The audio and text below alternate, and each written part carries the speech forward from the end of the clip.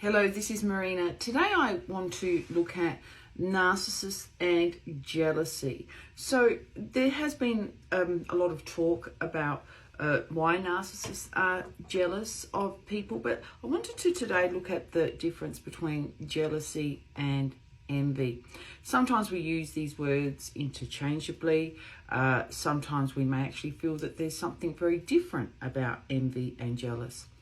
I have done some videos about how the narcissist uses jealousy to control you, to make you scared, and this is done through emotional manipulation. And usually we can see this happening with triangulation. So triangulation is when they will bring in third party, sometimes more than one third party. They may even bring in adult children. They will play them against you. They'll make them seem more important than you are. They can bring in new love interests. They can use friends of the opposite sex in a way that's not really clear. Are they flirting? Is there more going on here than meets the eye? So this is when emotional jealousy, it's like a trigger. So emotionally, you're not satisfied, they're not satisfied, they're wanting something that someone else has. So it's more of a possession. And narcissists are very good at creating this in their love interest, but not only their love interest. You can see this happening in the workplace, friendships as well. So when we think of envy though, envy is when there tends to be more of a resentment. Resentment in particular if it is ongoing. Of course, we may all be a bit envious at times. We may say, oh gee, what a lucky person. I wish that was happening to me. But we may use that then in a different way. You may then turn that back to yourself and say, right, what are my goals? You know, what am I going to focus on now so that I can also achieve what's important to me? So you may use that envy as a way of saying, well, you know what, that's something I really also want to achieve. And I know that if I focused on the right things and if I set the right goals, I can also do it. But when envy is ongoing, and when the narcissist, the toxic person, now starts to become resentful, they may even start to become very, very obsessed over a particular person with what they are achieving, then this starts to not feel very good at all. So we see that this jealousy is something that can cause a lot of damage to people. In relationships, it creates fights. In relationships, it can there's a lot of divide. Domestic violence is often filled with a lot of jealousy, so to speak. We can see how jealousy can also lead to bullying. We can see how jealousy can lead to the victim or target staying squashed down all the way down that rabbit hole. With narcissists, they will use jealousy, envy, whichever one, with their partners to keep them down. Before you know it, you are in competition with them. This is why it's important you really start to look at how your relationships with people is making you feel. Because if you're with the right relationships with someone, you are going to feel more at ease and you will explore things and you will just naturally use your abilities, your skills to shine. So with jealousy and narcissists or in toxic relationships, some of the signs are you will find that they are in competition with you.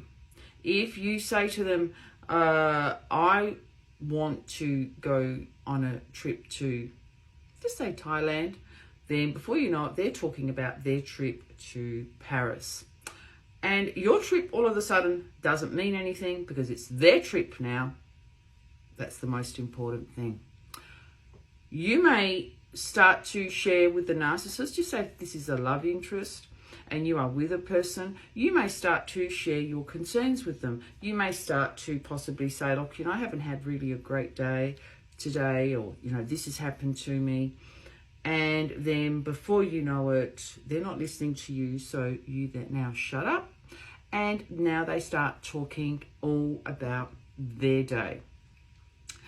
Another sign that a narcissist is jealous with you And sadly, this occurs years even after you've broken up with a narcissist, even if they have gone on to secure new supply. Just say possibly that you told them that you really wanted long-term commitment. You may have wanted to be engaged or married or to move in together. What the narcissist will do in this situation, in particular if you have rejected them, they will go on to secure this with someone else. Now, once they see that this has had no impact on you, and possibly you've even had a glow up and you're very happy with your life and you've moved on, then what they will do, they will not leave you alone.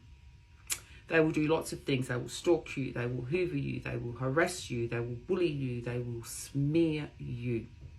This is jealousy.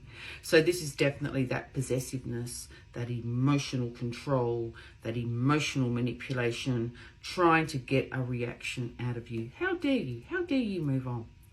Now, if the person, even years later, goes on to secure new love, it's very sad, but they can actually start to rear their head again. And it can be very, very dangerous. So we need to understand that when it comes to narcissists, this jealousy, envy, jealousy, whatever it is an obsession about what someone else has. It's about the control. And you know what? You are not going to have the attention that I deserve.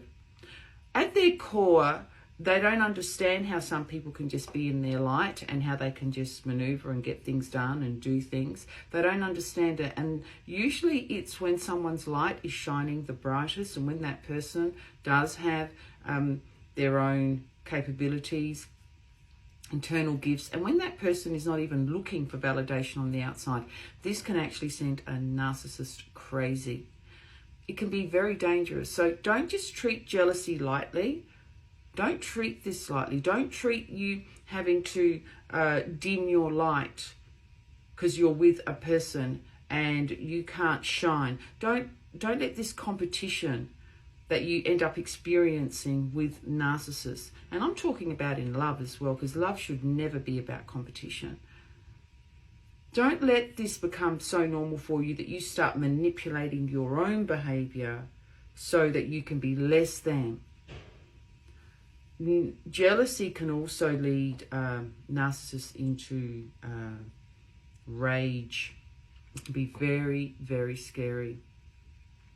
And sadly, if you're an empath and when you're with a narcissist, you may believe that speaking your truth and trying to help them, or actually trying to have them understand things in a certain way, is going to be helpful for you. And this is not, you're wasting not only your time, you're wasting your very, very precious energy, and you're staying stuck. And we know about that rabbit hole.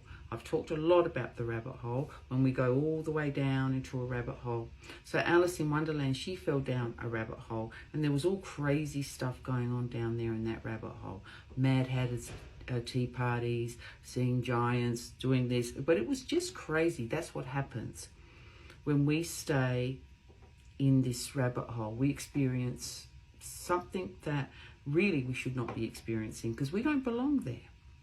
So the jealousy and the envy, from my perspective, should be taken very, very seriously. And if you are, because we feel it in our body, we know, but although we may squash it down, if you don't want to live like that anymore, then you can start to take different actions towards you making healthier choices, you establishing boundaries, and you definitely not saying it's okay. It's okay for people to keep sending me these signals. It's okay for me to keep having to have this emotional interference, spiritual interference, meaning it's invisible, but we feel energy. And I have talked about energy transference, so that is real.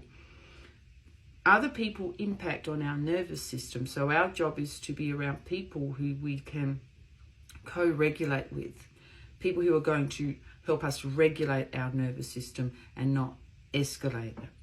That's all for now, and if I can help you in any way, please reach out. Bye.